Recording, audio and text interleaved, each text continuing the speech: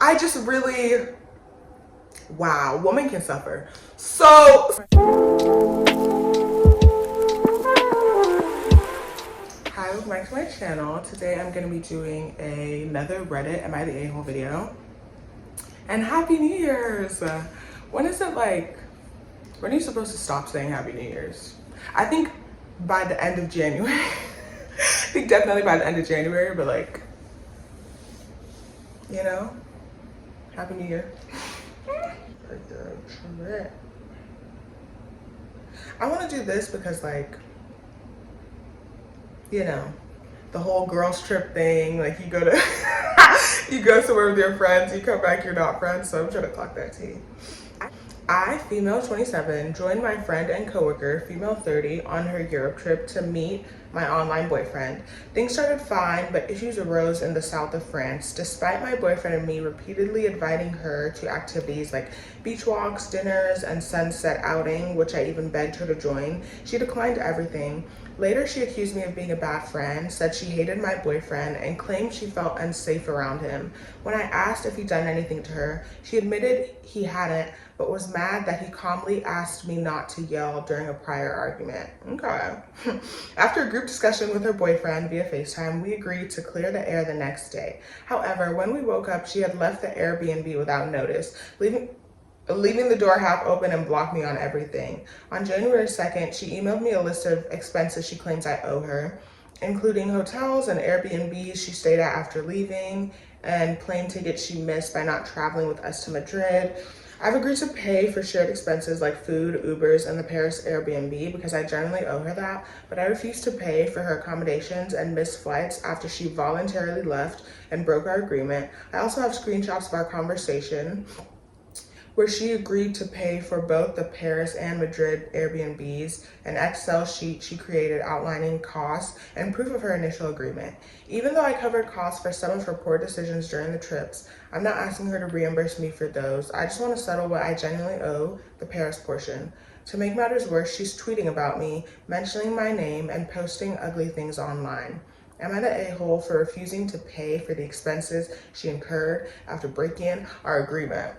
No, not at all. And I'm gonna keep it real. This girl's a little bit better than me because if you decide to be Casper, if you decide to disappear and ghost me and block me and cool, you're not doubling back to tell me I owe you anything. If you wanted that money, you should have been an adult. You're 30. I don't know. You're in late 20s. You're older. You're old enough you're just old enough to know, like, this is crazy. We're both grown. We did a trip, you know, money happens. We have to figure that out. So as you were trying to be dramatic and as you were being idiotic and as you're trying to ghost, you simply forgot, now we can't settle the money thing. Because once you ghost me, that money thing's not getting settled, unfortunately. I have to block you right back and you got to take me to the people's court to get it.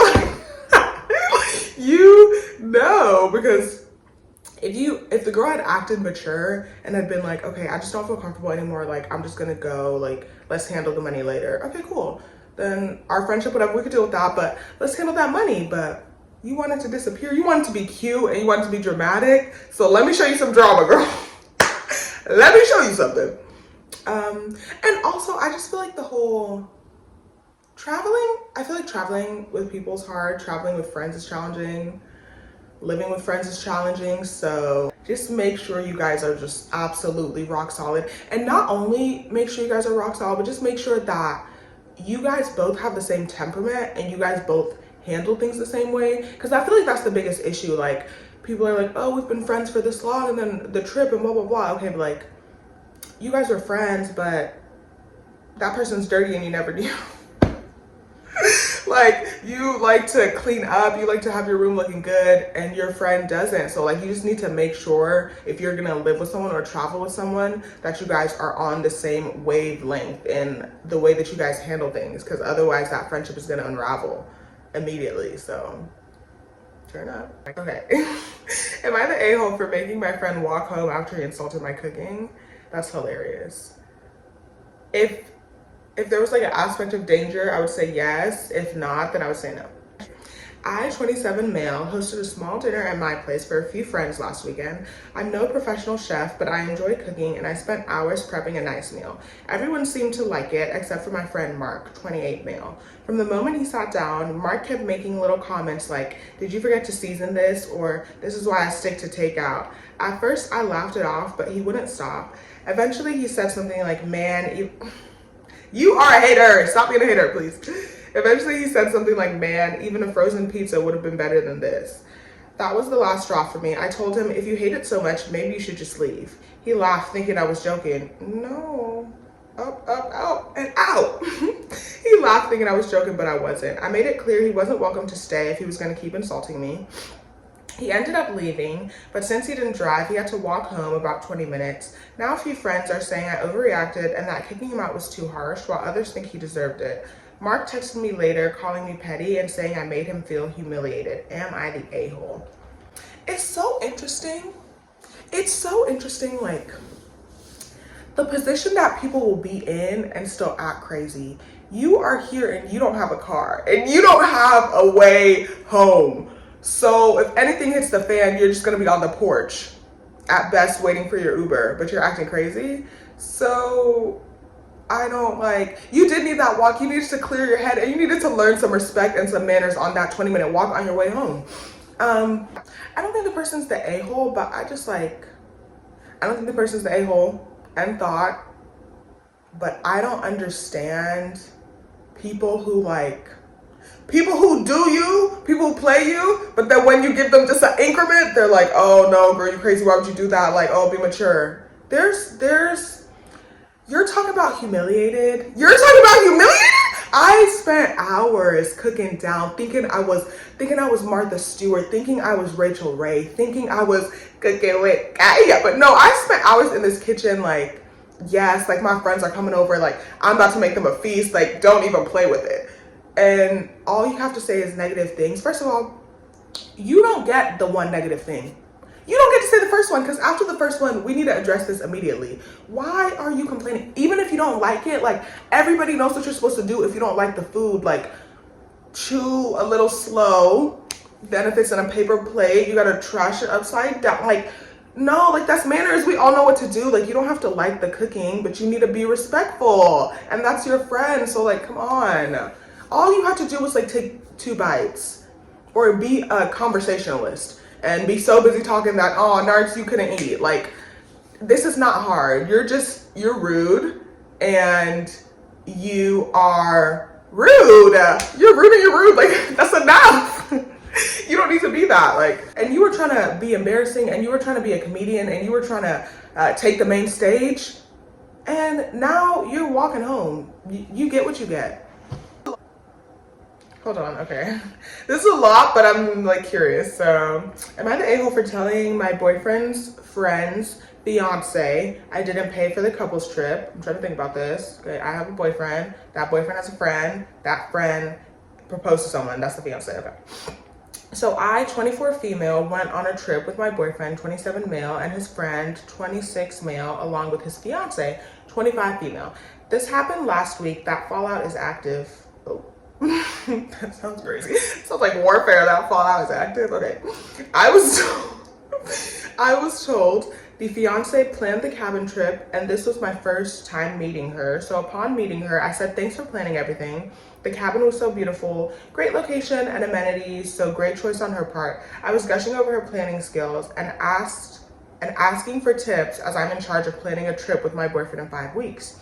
The fiance casually mentions the price of the cabin and that it was a steal, and I'm sure glad it was so cheap, split 4 ways, I told her. It didn't make a difference. I don't know why I'm okay. I told her it didn't make a difference as I wasn't paying anyway. She got quiet when I said that for a few minutes, but we resumed the good vibes, so I didn't think anything of it. The whole weekend, she was giving her fiance the cold shoulder, according to my boyfriend. It turns into us 3 versus the friends since she was hanging out with me most of the trip, and my boyfriend likes to be under me too. Okay, so it turned into her and the boyfriend and the fiance versus the yes. It was so bad. She'd sit with us on the sofa and make the fiance sit by himself in the recliner chair. Every time I went to the hot tub, she went, or if we wanted to go on a morning walk, she would come too without talking to her fiance. I didn't notice anything weird since this is my first time meeting and interacting with them, so I didn't understand how their relationship works. I just thought maybe they're not affectionate. Fast forward to today, my boyfriend gets a call from his friend pissed that I told his fiance I didn't pay anything. This apparently ruined his trip as his fiance felt, and said this to him in private, that she felt embarrassed to sleep with him or be affectionate to him in front of us since I'm so well taken care of by my partner and she doesn't feel the same. My boyfriend was in shock and is mostly a listener, so he didn't really defend me, but said to keep the peace, he'll ask I no longer discuss finances with his fiance. I said okay, but still wondering if I was the a-hole to mention it on the trip. Everyone had already paid, we were already there to have a good time, so maybe I should have focused on that instead of who paid for what. So am I the a-hole? I don't think she's the a-hole. I think this is super interesting because clearly we have like I don't know if it's the whole relationship, but we have the 50-50 versus provider. So here's the thing. I don't think there's necessarily a right answer to that debate. I just think the people involved need to focus on that. So I don't think that's right for the girl to get angry about that after you knew that you and your man were splitting that cost and you were fine with it until you found out somebody else wasn't. That doesn't make sense. Like if you genuinely from the beginning you had an attitude, if you from day one you had an attitude, you were like, dang, why are we splitting this? Okay, y'all still need to work that out, but that's I guess more acceptable. But the reason you're mad is because of the way it looks to someone else. And that's BS. You don't actually feel bad about that. You're just like, oh, well, he paid for her, so why didn't you pay for mine? Girl, you didn't care before, but now you care. That's petty. And for the girl, it's not really her fault because she just said that in passing. Oh, it really just not, I'm not paying anyway. She didn't, it's not like she was like, oh, my man just takes care of everything. Girl, I can't believe your man has you out there destitute, hungry, and you know what I mean? She did not go overboard. She was just like, yeah, it was literally an offhand comment. I don't really know, I didn't pay for it, so I don't know. That's my thing. I feel like that's a really big thing with relationships is that people are okay with things and okay with certain roles in the relationship, but once it gets out that that's their role in the relationship, they're like, oh no, something gotta change. They're like, oh no. So it's just yeah, I feel like this was catty. You planned the trip. So you knew what was happening financially on your end. It shouldn't matter what's happening financially on their end as long as they found a way to come up with that money and everything was paid for. So, okay. Am I the a-hole for telling a story that made my ex look bad? This is my first post. Okay. 22 years ago, I was in labor with my son for 16 hours. Example? What is X? Oh, okay. Okay, 22 years ago, I was in labor with my son for 16 hours with her ex, divorced for 12 years now, but maintain a cordial relationship. Okay, ex stayed with me throughout. Girl. I'm not gonna start again. Anyways, around midnight, I told him to go home, sleep, and take care of our dog, fully expecting him to show up bright and early the next morning.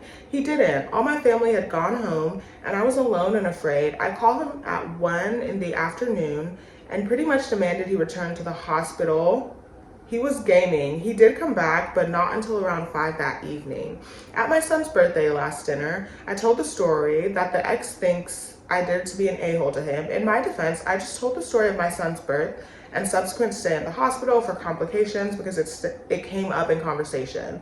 The ex texted me this morning calling me some names, the least of which was a-hole. I didn't apologize and I wasn't planning on it, but I figured I should ask Reddit. If you say I'm the a-hole, I'll send a group text apologizing. I might be the a-hole for telling a story that makes my ex-husband look bad, am I? I get astounded sometimes. I get shocked and taken aback at I just really, wow, woman can suffer. So the idea that a child is being brought into this world and your mind is on a game, that's so I just can't master that. That feels like something feral. That don't feel right. So I'm taken aback at this. But here's the thing. People are like, oh, like, why would you tell a story that made me look bad? The story didn't make you look bad, you make you look bad.